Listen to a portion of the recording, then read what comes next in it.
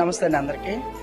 నాన్న మళ్ళీ రావా సినిమా ఎలా ఉందంటే, ఈ సినిమా గురించి మూడే విషయాలు చెప్తానండి.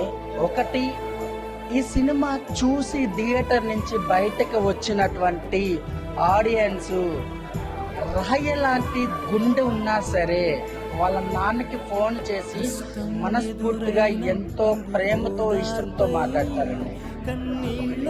రెండు, ఈ సినిమా చూశాక నాన్న యొక్క వాల్యూ ఏంటి, నాన్న మనకేం చేస్తున్నాడు, నాన్న మన లైఫ్ కోసం ఏం చేస్తున్నాడు, తన జీవితాన్ని ఏం చేస్తున్నాడు, అసలు వాల్యూ ఏంటనేది, నాన్న యొక్క గొప్పతనం మనసు ఏంటనేది తెలుస్తుందండి.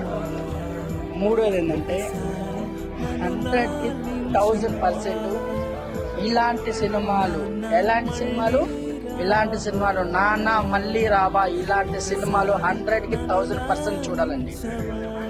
ఇంత చక్కగా డైరెక్షన్ చేసినటువంటి డైరెక్టర్ గారు, ఆర్టిస్టులు చాలా కొత్త వాళ్ళండి. ఎంత న్యాచురల్గా చేశారంటే ఎన్నో సినిమాలు ఉన్నటువంటి ఆర్టిస్ట్లా చేశారండి. సో ఈ 3 విషయాలు చెప్పానండి.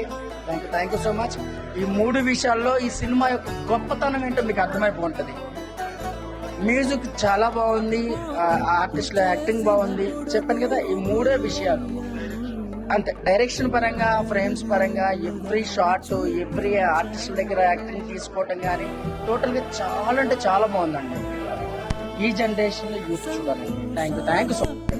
ఇంత మంచి సినిమా ఇచ్చిన డైరెక్టర్ గారు, ఇంత బాగా చేసిన డైరెక్టర్ గారికి హృదయపూర్వకంగా నమస్కారాలు. ఎందుకంటే ఇలాంటి సినిమాలే రావాలి ఈ జనరేషన్లో. ఇలాంటి సినిమాలు వస్తేనే వాల్యూ ఏంటి, ఫ్యామిలీ యొక్క వాల్యూ ఏంటో తెలియాలంటే ఇలాంటి సినిమాలే రావాలి. Thank you so much.